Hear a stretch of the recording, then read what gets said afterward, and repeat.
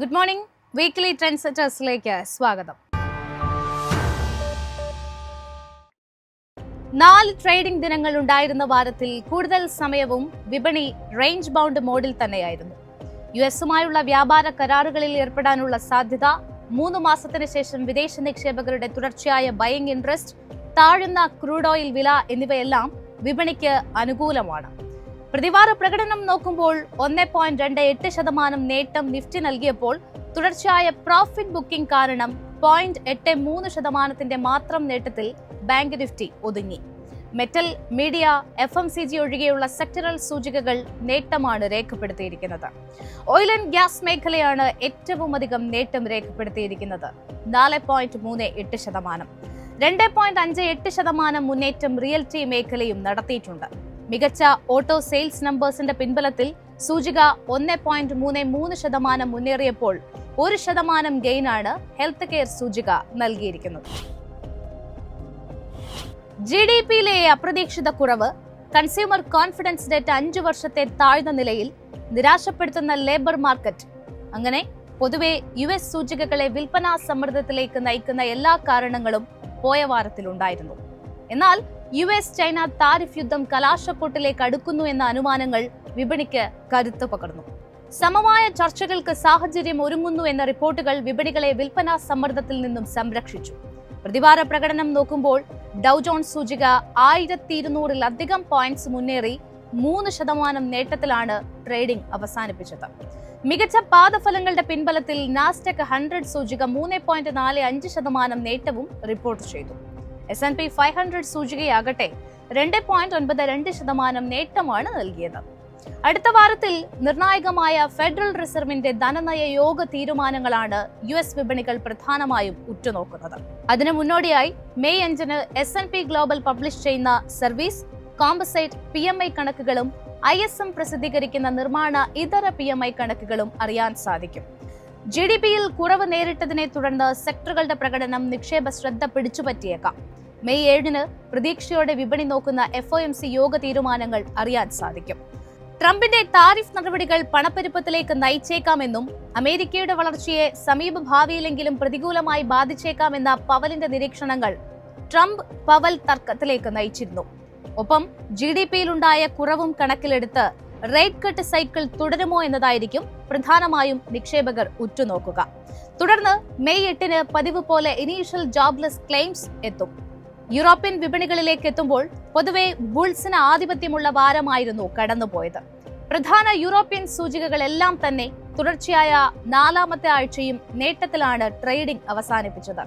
പ്രതിവാര അടിസ്ഥാനത്തിൽ DAX 3.8% കുതിച്ചപ്പോൾ CAC 40 3.1% നേട്ടമാണ് റിപ്പോർട്ട് ചെയ്തത്. FTSE 100 2.16% മുന്നേറ്റം നടത്തി. വിവിധ രാജ്യങ്ങളുടെ ഏപ്രിൽ മാസത്തെ PMI കണക്കുകളാണ് അടുത്ത വാരം യൂറോപ്യൻ മേഖലയെ കാത്തിരിക്കുന്നത്. മെയ് 6-ന് ഫ്രാൻസ്, ജർമ്മനി, ബ്രിട്ടൻ, യൂറോസോൺ എന്നിവയുടെ സർവീസ് PMI കണക്കുകളും യൂറോസോൺ, ബ്രിട്ടൻ എന്നിവയുടെ കോമ്പസൈറ്റ് PMI കണക്കുകളുമാണ് അതിലാദ്യം. തുടർന്ന് മെയ് 8-ാം തീയതി ബാങ്ക് ഓഫ് ഇംഗ്ലണ്ടിന്റെ ധനനയ യോഗ തീരുമാനങ്ങളും അറിയാം. കൂടുതൽ ഉദാര നടപടികൾ ബാങ്ക് ഓഫ് ഇംഗ്ലണ്ട് സ്വീകരിക്കുമോ എന്നതായിരിക്കും പ്രധാന ശ്രദ്ധാകേന്ദ്രമാവുക. സമ്മിശ്രമായ ഡാറ്റകളും ബാങ്ക് ഓഫ് ജപ്പാൻ പലിശ നിരക്കിൽ തൽസ്ഥിതി തുടർന്നതും US-ചൈന വ്യാപാര യുദ്ധത്തിന്റെ തീവ്രത കുറഞ്ഞതുമൊക്കെയായിരുന്നു പോയ വാരത്തിൽ ഏഷ്യൻ വിപണികളെ സ്വാധീനിച്ചത്. വിവിധ പൊതു അവധികൾ കാരണം ചൈനീസ് വിപണികൾ 4 ദിവസം മാത്രവും ജാപ്പനീസ് വിപണി 3 ദിവസം മാത്രവുമായിരിക്കും വരുന്ന വാരത്തിൽ പ്രവർത്തിക്കുക. എന്നിരുന്നാലും മെയ് 5-ന് വരുന്ന ചൈനയുടെ സെയ്ഷിൻ സർവീസ് PMI, മെയ് 6-ന് വരുന്ന ജപ്പാന്റെ സർവീസ് PMI കണക്കുകളും നിക്ഷേപ ശ്രദ്ധ ആകർഷിച്ചേക്കാം.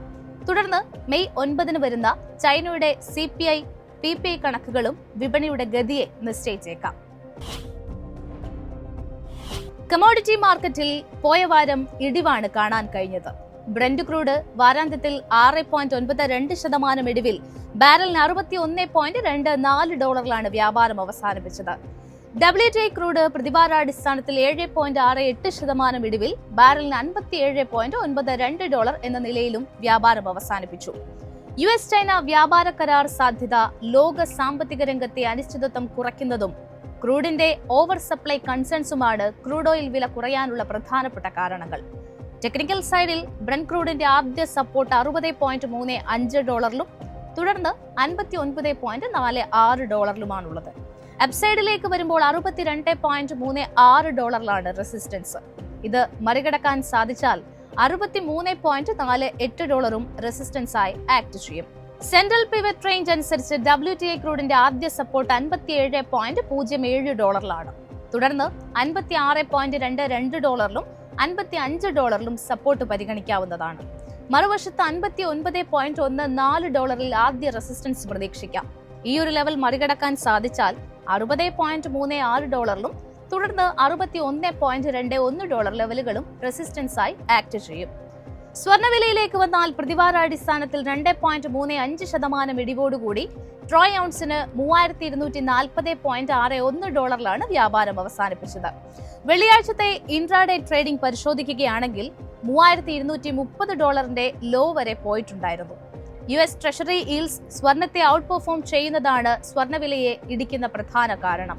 ടെക്നിക്കൽ സൈഡിൽ ഗോൾഡിന്റെ ആദ്യ സപ്പോർട്ട് $3219.27 തുടർന്ന് $3197.94 $3265.6 ആദ്യ റെസിസ്റ്റൻസ് പ്രതീക്ഷിക്കാം.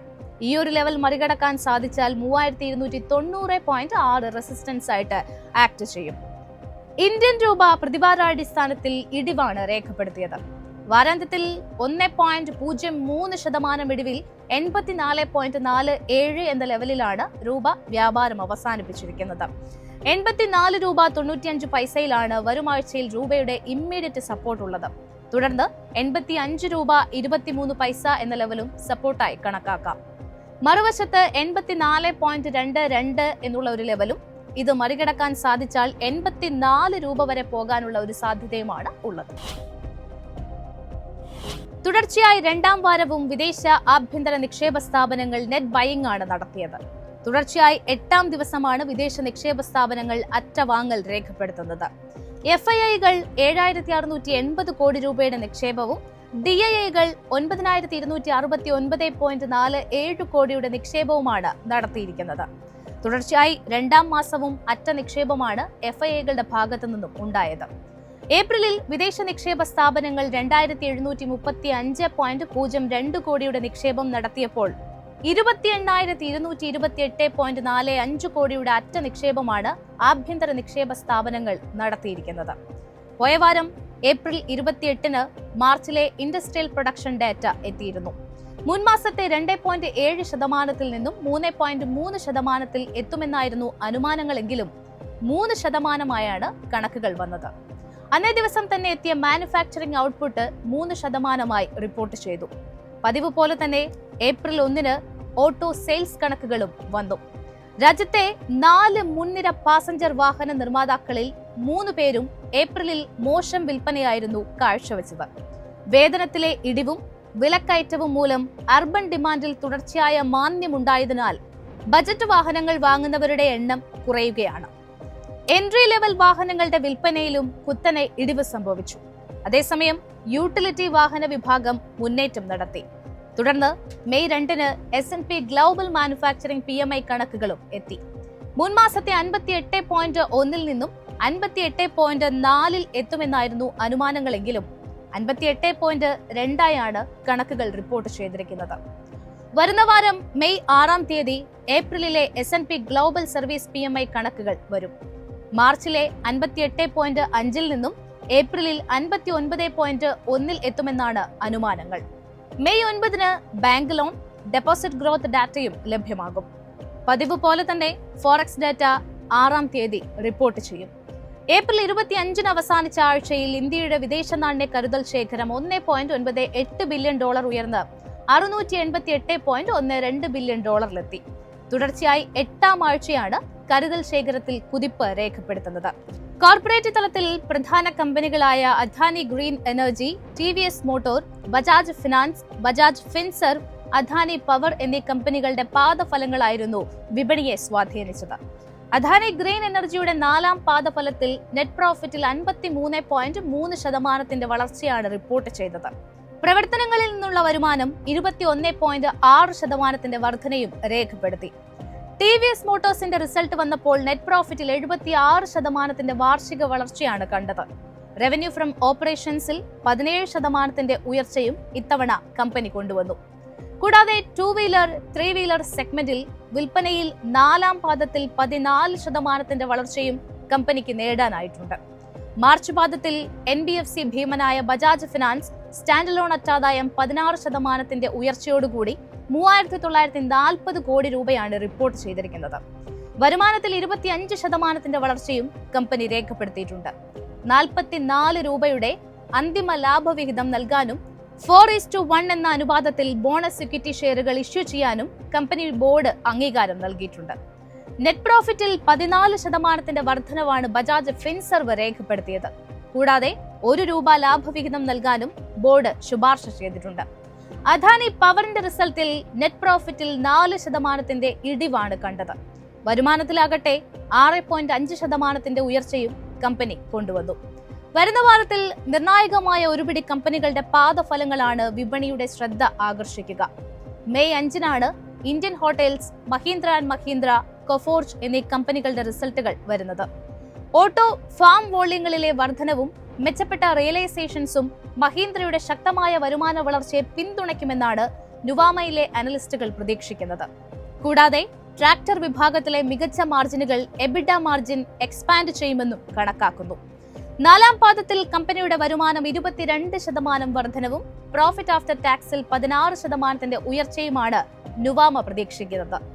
മെയ് 6-ന് റിസൾട്ട് പ്രഖ്യാപിക്കുന്ന കമ്പനികളിൽ പ്രമുഖർ Bank of Baroda, Godrej Consumer Products, Hindustan Petroleum, Polycab, Piramal Enterprises, Kansai Nerolac Paints, Paytm തുടങ്ങിയ കമ്പനികളാണ്. Bharat Petroleum Corporation, Indian Oil Limited, Hindustan Petroleum Corporation തുടങ്ങിയ ഓയിൽ മാർക്കറ്റിംഗ് കമ്പനികൾ 2025 സാമ്പത്തിക വർഷത്തിന്റെ 4ാം പാദത്തിൽ ദുർബലമായ പാദഫലം പുറത്തുവിടുമെന്നാണ് പൊതുവെ മാർക്കറ്റ് പ്രതീക്ഷിക്കുന്നത്. കുറഞ്ഞ gross marketing and refining margins കാരണം കമ്പനികളുടെ അറ്റാദായം 25% മുതൽ 46% വരെ കുറയാനുള്ള സാധ്യതയാണുള്ളത്. ഹിന്ദുസ്ഥാൻ പെട്രോളിയം കോർപ്പറേറ്റ് ലിമിറ്റഡിൽ മുൻ പാദവുമായി താരതമ്യം ചെയ്യുമ്പോൾ നെറ്റ് റവന്യൂവിൽ 1% ഇടിവാണ് പ്രതീക്ഷിക്കുന്നത്. എബിഡ 35%വും നെറ്റ് പ്രോഫിറ്റിൽ 46% ഇടിവും പ്രതീക്ഷിക്കുന്നുണ്ട്. 7-ാം തീയതി call India, Dabur, MRF, Tata chemicals ആണ് ഏർണിംഗ് നമ്പേഴ്സ് പുറത്തുവിടുന്നതിൽ പ്രമുഖർ. മഹാരത്ന സ്ഥാപനമായ കോൾ ഇന്ത്യയുടെ 4ാം പാദഫലത്തിനൊപ്പം അന്തിമ ലാഭവിഹിതം ഇഷ്യൂ ചെയ്യാനുള്ള സാധ്യത കൂടിയുണ്ട്. ആഗോളതലത്തിൽ താപകൽക്കരി വില കുറഞ്ഞതിനാൽ കോൾ ഇന്ത്യയുടെ മാർച്ച് പാദത്തിലെ അഡ്ജസ്റ്റഡ് എബിഡ 99 ബില്യൺ രൂപയായി കുറയാനുള്ള സാധ്യതയുണ്ട്. കഴിഞ്ഞ പാദത്തിൽ ഇത് 104 ബില്യൺ ആയിരുന്നു.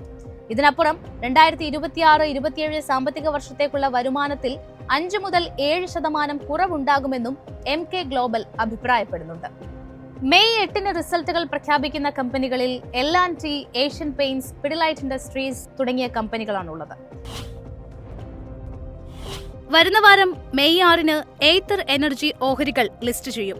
ഏപ്രിൽ 28-ന് ആരംഭിച്ച ഇഷ്യൂ ഏപ്രിൽ 30-ന് 1.43 ഇരട്ടി സബ്സ്ക്രിപ്ഷനോടെ അവസാനിച്ചു. ക്വാളിഫൈഡ് ഇൻസ്റ്റിറ്റ്യൂഷണൽ ബയേഴ്സിന്റെ ഭാഗത്തു നിന്നും 1.7 ഇരട്ടിയും NIA-യുടെ ഭാഗത്തു നിന്നും 66% സബ്സ്ക്രിപ്ഷനുമായിരുന്നു IPOയ്ക്ക് ലഭിച്ചത്. റീറ്റെയിൽ ഇൻവെസ്റ്റേഴ്സ് 1.78 ഇരട്ടി സബ്സ്ക്രിപ്ഷനും നടത്തി. 2013-ൽ സ്ഥാപിതമായ company electric 2 wheelers, integrated product ecosystem, charging infrastructure and smart accessories എന്നിവ നിർമ്മിക്കുന്നതിലാണ് ശ്രദ്ധ കേന്ദ്രീകരിച്ചിരിക്കുന്നത്. ടെക്നിക്കൽ സൈഡിൽ വളരെ വോളറ്റൈലായ മാർക്കറ്റാണ് പോയ വാരം കാണാൻ സാധിച്ചത്. നിഫ്റ്റി 50 സൂചിക പല തവണകളായി ഡയറക്ഷൻ എടുക്കാൻ ശ്രമിച്ചെങ്കിലും ഒരു സോളിഡ് സ്ട്രെങ്ത് ഇല്ലാത്തതുകൊണ്ട് നിഫ്റ്റി തുടർച്ചയായി 3-ാം ദിവസവും ഇൻഡിസൈസീവ് പാറ്റേൺ ഫോം ചെയ്ത് ട്രേഡിംഗ് അവസാനിപ്പിച്ചു എന്നാണ് വിദഗ്ധർ പറയുന്നത്. മിറേ അസെറ്റ്സ് ഷെയർഖാൻ അനലിസ്റ്റായ ജതിൻ കേഡിയ പറയുന്നത് വരും സെഷനുകളിൽ സൂചിക 24,000 മുതൽ 24,500 എന്ന റേഞ്ചിനുള്ളിൽ കൺസോളിഡേറ്റ് ചെയ്തേക്കാമെന്നാണ്. ഹയർ ലെവലുകളിൽ നിഫ്റ്റി റിജക്ഷൻ ഫേസ് ചെയ്യുന്നുവെന്നും അദ്ദേഹം കൂട്ടിച്ചേർത്തു. ഈ സാഹചര്യത്തിൽ 24,000 സപ്പോർട്ട് ലെവലായും 24,600 റെസിസ്റ്റൻസ് ആയും പരിഗണിക്കാമെന്നും അദ്ദേഹം പറഞ്ഞുവെക്കുന്നു. ജിയോപൊളിറ്റിക്കൽ ടെൻഷൻസ് കാരണം ഗ്ലോബൽ മാർക്കറ്റുകളിൽ അനിശ്ചിതത്വം വർദ്ധിച്ചിരുന്നുവെന്നും ഇത് ഇന്ത്യൻ മാർക്കറ്റിൽ റിഫ്ലക്ട് ചെയ്യുന്നുണ്ടെന്നുമാണ് SB സെക്യൂരിറ്റീസിലെ അനലിസ്റ്റുകൾ പറയുന്നത്. ഈ അസ്വസ്ഥതകൾക്കിടയിലും ഇന്ത്യൻ വിപണിക്ക് പ്രധാനപ്പെട്ട അനുകൂല സാഹചര്യങ്ങൾ കൂടി ഉണ്ടെന്നും അവർ സൂചിപ്പിക്കുന്നു. ക്രൂഡ് ഓയിൽ വിലയിലെ ഇടിവും FIIകളുടെ തിരിച്ചുവരവും. കഴിഞ്ഞ 11 സെഷനുകളിലായി വിദേശ നിക്ഷേപകർ ഇന്ത്യൻ ഓഹരി വിപണിയിലേക്ക് ഏകദേശം 37,400 കോടി രൂപ നിക്ഷേപിച്ചത് കോൺഫിഡൻസ് വർദ്ധിപ്പിക്കുന്നുവെന്നും അവർ കൂട്ടിച്ചേർത്തു. അതോടൊപ്പം ഡോളറിനെതിരെ രൂപ ഏകദേശം 1% അപ്രീഷിയേറ്റ് ചെയ്തതും പോസിറ്റീവാണെന്ന് അനലിസ്റ്റുകൾ സൂചിപ്പിച്ചു. ഇവിടെ 24,540 ഒരു സ്ട്രോങ് റെസിസ്റ്റൻസ് ആണെന്നും 24,200 സപ്പോർട്ടായി പരിഗണിക്കാമെന്നും അവർ പറഞ്ഞുവെക്കുന്നു. ബാങ്ക് നിഫ്റ്റി ഒരു കൺസോളിഡേഷൻ ഫേസിലൂടെയാണ് കടന്നുപോകുന്നത്. വെള്ളിയാഴ്ചയിലെ ട്രേഡിംഗ് സെഷനിൽ ഡോജി പാറ്റേണിന്റെ ഫോർമേഷനും ഒരു സെല്ലിംഗ് പ്രഷറിന്റെ സിഗ്നൽ ആണെന്ന് കോട്ടക് സെക്യൂരിറ്റീസിലെ അനലിസ്റ്റ് അമോൽ അഥോവാല പറയുന്നു. അതുകൊണ്ട് സൂചികയുടെ ഇമ്മീഡിയറ്റ് റെസിസ്റ്റൻസ് 55,800 54,700 സപ്പോർട്ടായി പരിഗണിക്കാമെന്നും അദ്ദേഹം പറയുന്നു. വരുന്ന വാരത്തിൽ ആഗോളതലത്തിൽ FOMC ഉൾപ്പെടെയുള്ള വിവിധ സെൻട്രൽ ബാങ്കുകളുടെ ധനനയ യോഗ തീരുമാനങ്ങളാണ് വിപണികളുടെ ഗതിയെ നിർണ്ണയിക്കുക. ഡാറ്റകൾക്കപ്പുറത്തേക്ക് താരിഫ് നടപടികൾ അനുകൂല സാഹചര്യത്തിലേക്ക് കടക്കുന്നത് ഇന്ത്യൻ വിപണിയെയും തുണച്ചേക്കാം. മാർക്കറ്റിന്റെ കൂടുതൽ അപ്ഡേറ്റ്സും എക്സ്പേർട്ട് ഒപ്പീനിയനും ഒക്കെയായിട്ട് തിങ്കളാഴ്ച രാവിലെ 8:30 മാർക്കറ്റ് പ്ലസിൽ കാണാം. നന്ദി, നമസ്കാരം.